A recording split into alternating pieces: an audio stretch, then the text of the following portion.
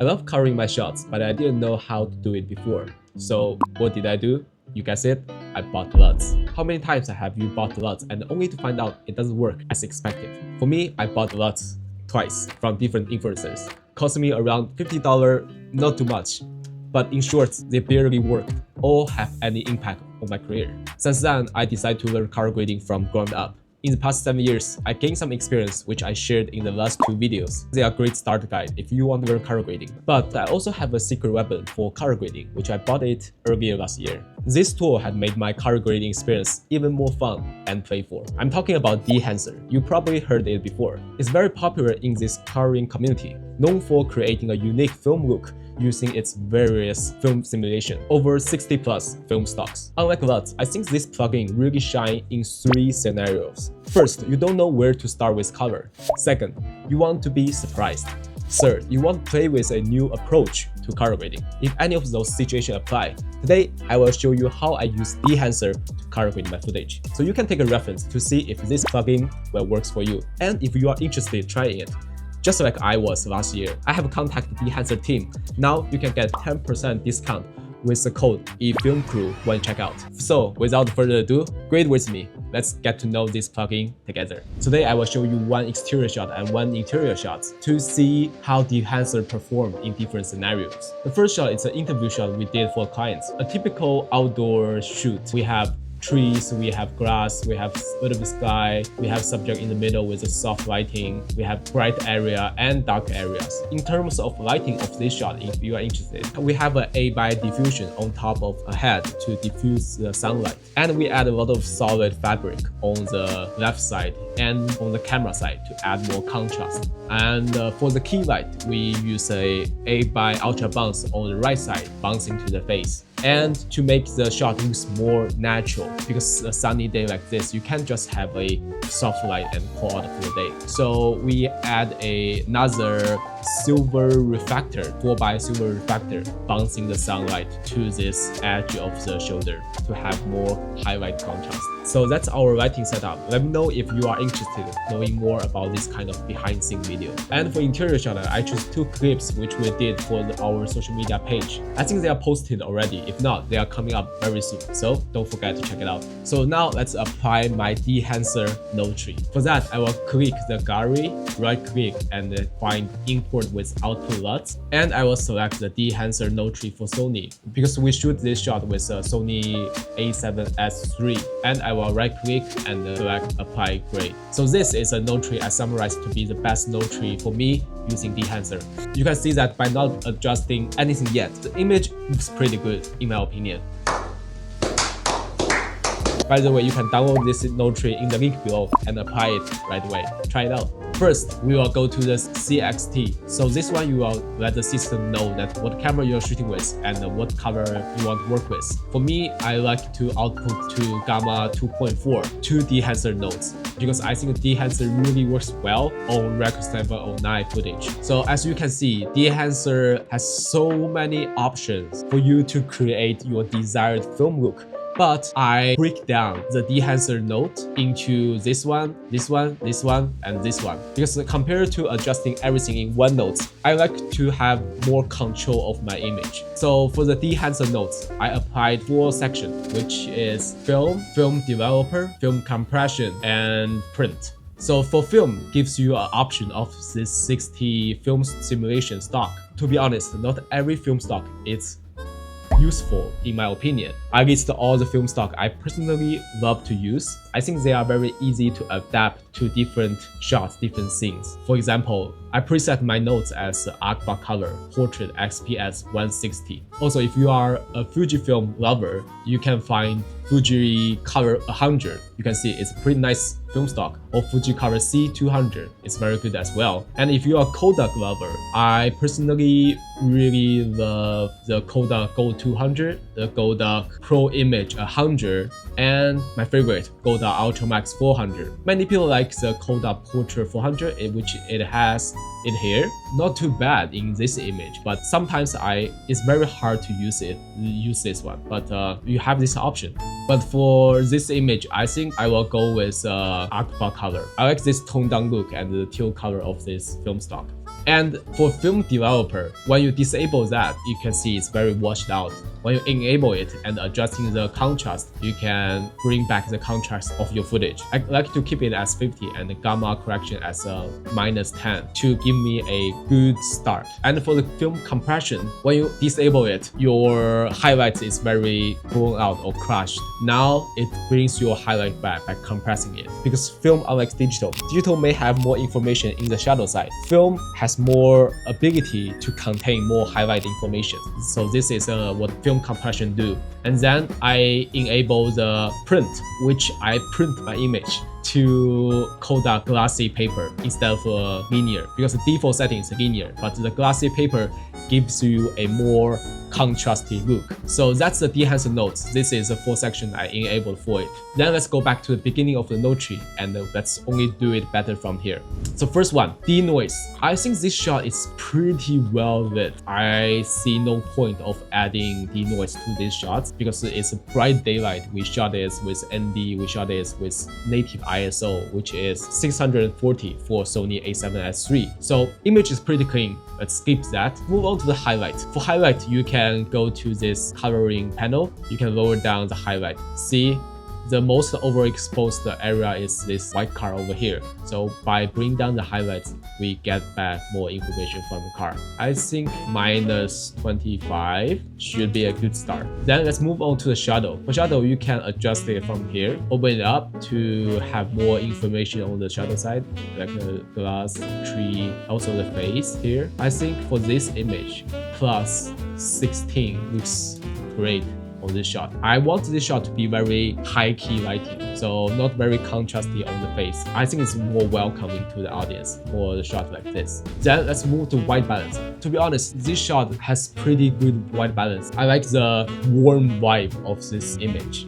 Let's stick with that. I think color is very subjective. Moving on to exposure. I think this shot also has a good exposure level already. Let's try experiment with it. Let's go up with the mid-tone, lower down the shadow to create this higher contrasting look. Maybe lower down a little bit of the highlight and go up the overall brightness a little bit. Lower down the shadow a little bit more. Let's lower down the highlights right here. For the exposure, this is before, this is after. I think the image is great. It's more brighter and suits this vibe. Then let's move to the contrast. So for the contrast, you can adjust it from here, increase contrast here, or you can go with a curve, enable line to bring a classic S curve here to add more contrast to the image. Hit P for the full image. This is before, this is after. Not too much, because remember, the Dehancer film developer here also has a contrast boost. We add 50 to it already, so the image is well contrasted. So that's the reason why we love using Dehancer, because it saves you a lot of time adjusting basic nodes. So here's that. And saturation, I think this image is pretty well saturated, maybe too well. So let's go down a little bit of saturation here. Let's bring it to 46. Hit P for full screen. Here is before, here's after. Before, after. The image looks pretty good. Then let's move to this 4 section. This 4 section is where we are applying additional layer of color look. So first one, let's turn on the bleach bypass filter to see what it does. So let's hit full screen. Here is after, here's before, here's after of applying bleach bypass. As you can see, the image is getting contrast here and a little bit desaturated. That's the 2 things that this compound node does. Let's lower down the key output here to just add a little bit contrast back to the image. I think I like it here. So it's 0.1%. Then let's move to the log shadow. For log shadow, basically the trick I do is go to this pre panel. You can see the bottom part. We have more green and blue than the red. So we can go to this log wheel and adjusting the log wheel more towards, I think, the pink side. Yes, to bring them to a similar level right here. So let's hit P for full screen. This is before, this is after. Not too much. It's very subtle adjustment by making the blacks more black. Then highlights, basically talking about this car, this guy, the edge of the face. I think the car might be too greenish right now. So let's use this color selection. Selecting the car, hit Shift H for selection. We select a little bit of the face. Let's use this minus selection, minus that, minus that. Okay, now we have only selected the car. Let's make this selection more clean by open up the denoise, open up the blur radius, do a clean black adjustment. Okay, now the selection is pretty good. As you can see, we have more red, green than the blue. So what we can do is again go to this log wheel and adjust it more towards the blue side to add more blue to the image. Now they are pretty much leveled. When we go back, you can see before it's much more yellow. Now it's more blue. I think it matched to the sky better. And I think for the selection, I will select the sky as well. Hit this plus and select the sky. Deselect the face. Now this selection looks pretty good. This is before, this is after. Then let's move to this hook. So what I plan for this hook nodes is to first add more contrast, second add color separation. But for this shot, I think the contrast is pretty good, so I will just add color separation here. To do that, let's go to the color wheel, and I think I will make this shot more towards the warm side. So I will make the shadow more towards the yellow, towards the red. I think here looks pretty good. And then I will move the highlight to yellow as well. Then to compensate that, let's drag back the mid-tone towards the blue side to bring the image back to a natural look level. I think here looks pretty good. And I think I will shift the whole tone to warm side as well. So let's move the offset towards the yellow as well. And I will drag the mid-tone more towards the blue side. Okay, I think here everything is very balanced. Okay, let's hit full screen. Here's after, here's before,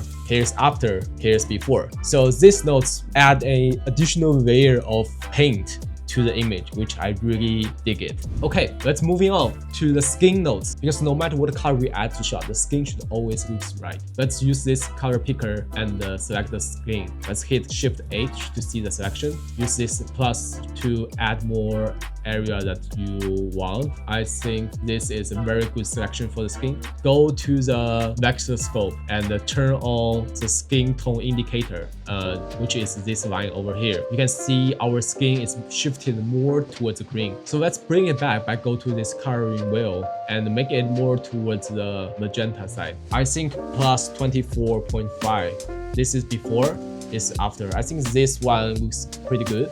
I think I will desaturate the color a little bit. This is before. Okay, it's very yellowish. Now I think it looks great. I think I will add more highlights to the shot, to the face, to make it brighter, pop up more. And I think I will desaturate a little bit more. Maybe a little bit too much. So let's dial back the key output a little bit to find a balanced level. I think now it looks great. So let's make the selection cleaner by hit Shift H and denoise the shots, make it edge blur better, clean black. Okay, now I think selection is pretty good. And because I only want to adjusting the face, let's go to this window. Only select the face here. Okay, let's hit full screen to see it before and after. I think I will add the arm as well, add another mask here. Okay. Yeah, I think the face definitely pop out more. I think it works well. Then let's move to the lips. I think this one, the lips color looks pretty natural to me, so let's skip that. Then let's move to the last section, which can really give you the film look you're looking for. So first, Sharpen is this section here. I preset to 0.48. It just add a little bit of crispiness to your shot, as you can see from here. I think it works great. Then Glow, which is the Dehancer nodes and corresponding to the bloom section here. You can increase it to add more effect or decrease it to lower down the effect. I preset to 50 and you can see here is after, here's before. It's kind of like a promise filter for your image. So by having this Dehancer app can potentially save you some money on buying a different size of promise filter. Okay, here's Glow. I quite like it. Makes my image softer, highlight glow better. Then let's turn on the Halation. It's also a Dehancer nodes which corresponding to the Halation here. I make some custom tweaks here. I can show you the before and after. This is after, this is before. So what does Halation do is when you zoom close to the high contrasty area, it creates additional like a haze or glow on that area. So it's very typical look when you combine with old lens and old cameras. When you take a film photo, edge of the high contrasty area is always not too sharp and has a little bit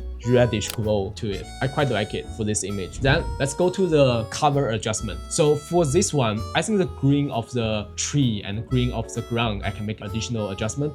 First, we will go to the curve wheel and go to this 3 section for the color. I want to make my green grass more deep, which can match well with the tree leaves here. Right now, it's like an image is separated. Above is very dark, below is very bright. So let's balance that. I think the grass is around yellow and green area.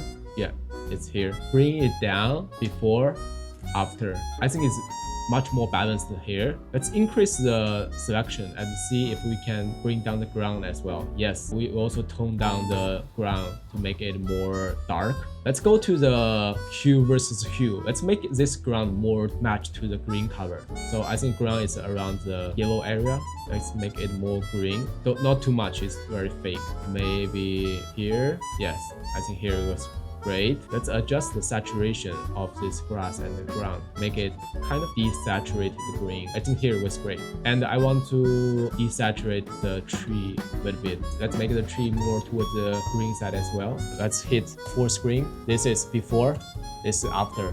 I think by making the ground level down, the subject really pops out more. I think image now works great. So last notes, it's also a Dehancer notes. Green corresponding to film green here. Let's turn it on. Let's use full screen. Here's before. Here's after. I mean, green is what I love about film stock. It really creates a vibe for the image, which I really love. I select the 35mm ISO 250 for a cleaner green. If you want a more rough green, you can go with 80mm. As you can see, very rough.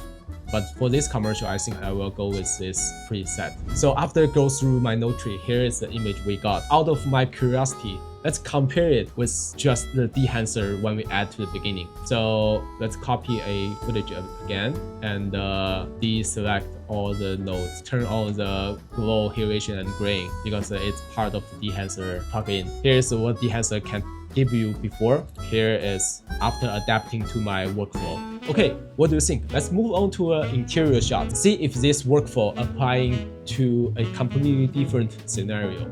Let's copy this node tree and move on to this shot. This shot is a vertical shot because it's a recent social media post we did. You can see Chris sitting here with a vibe. Let's paste my node tree.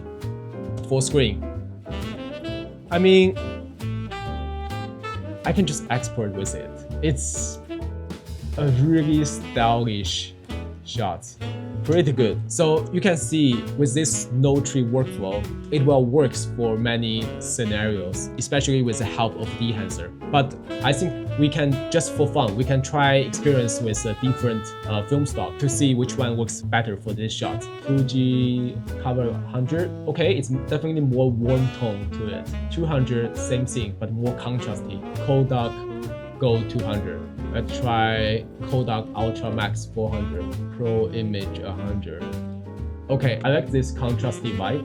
I think I will settle down with this Kodak Portra 160 VC, which has very nice balance of the contrast.